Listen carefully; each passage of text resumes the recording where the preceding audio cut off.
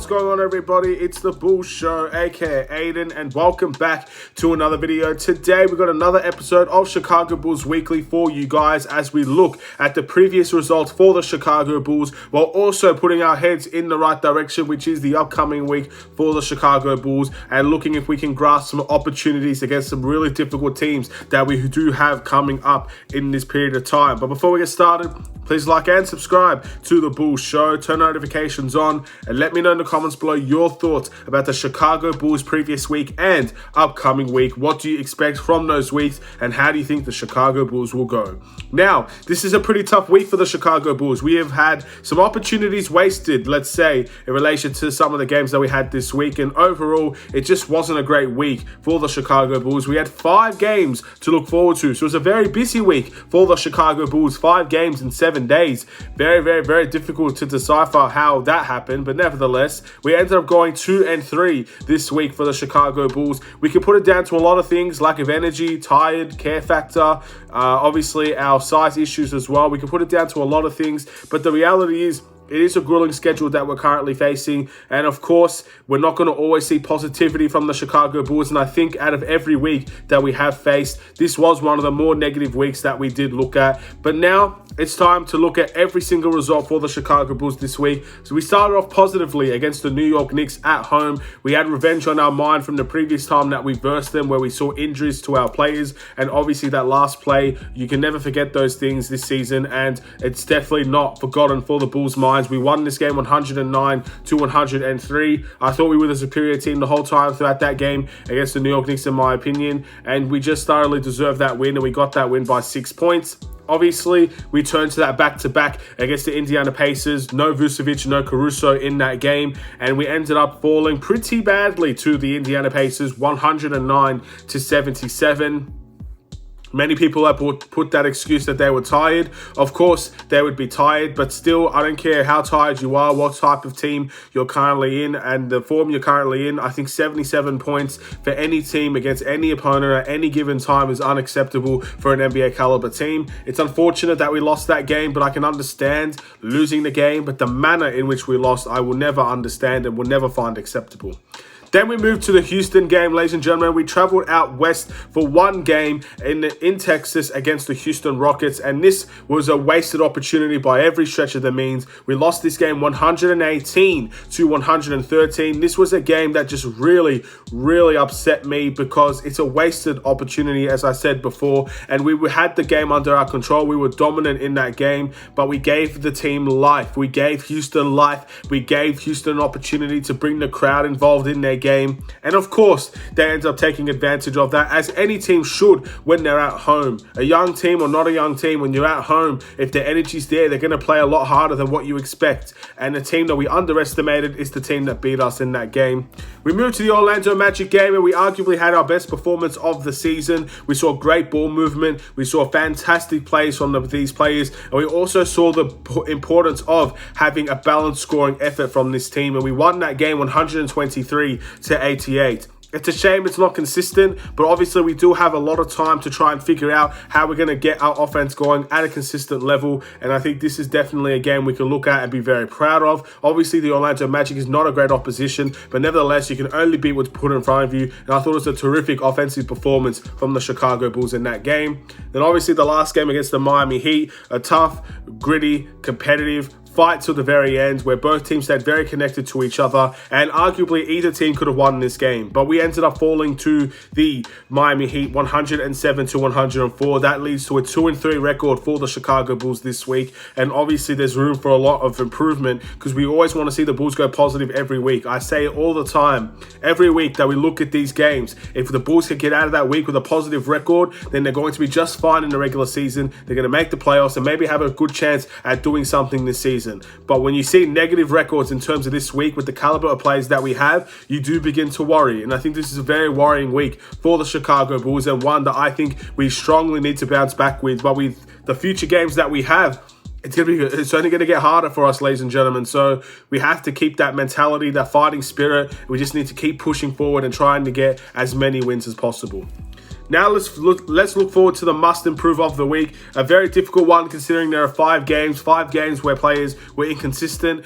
And honestly, this is way too hard for me to decipher, ladies and gentlemen. I spent a good couple of minutes looking at the stats for every single one of these games. And I guess the big difference for every single player that I was looking at is that they were very inconsistent. You saw games where Zach LaVine was a monster and he's scoring great with great efficiency. Then you also see DeMar DeRozan in that game struggle. Then the next game, DeMar DeRozan has a great game, Zach LaVine struggles. Then obviously you see the same with Lonzo Ball in many ways. Lonzo Ball had a 0-point game in this week, and then he also bounces back and has great games for the rest of the week. Same with Alex Caruso, who did miss a game. Vucevic is someone that had a strong game in my opinion against the Magic, and then a really poor game against the Miami Heat, but he also missed a couple of games. So I don't know. I'm going to be honest, I don't know. I do not know who to give must improve to, and I don't think I'm going to give one just because of the so many inconsistent performances this week, which led to negative records. You got to be honest, there's definitely a must improve there. For the majority of the whole entire thing, I was saying the whole team,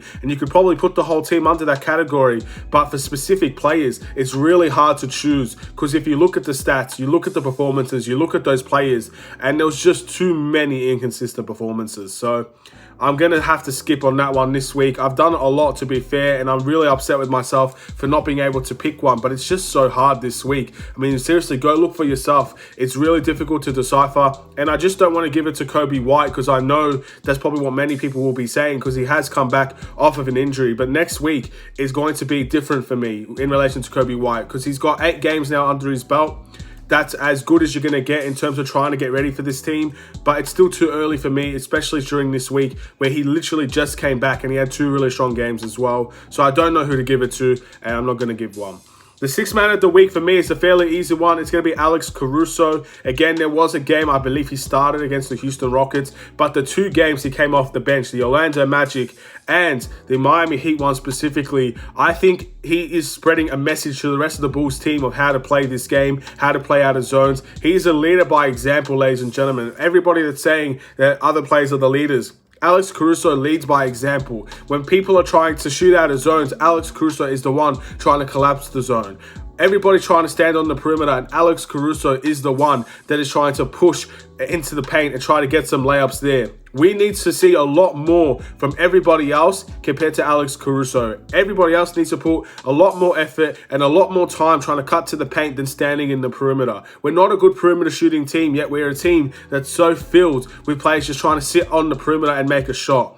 It goes to show that sometimes you got to make things happen yourself, and Alex Caruso was amazing off of that bench for the most part, and I think this is going to be a pretty strong week for him in my opinion. Again, scoring wise, he wasn't always there, but the last 2 he was. But for me, it's a very easy choice to give him the 6th man of the week.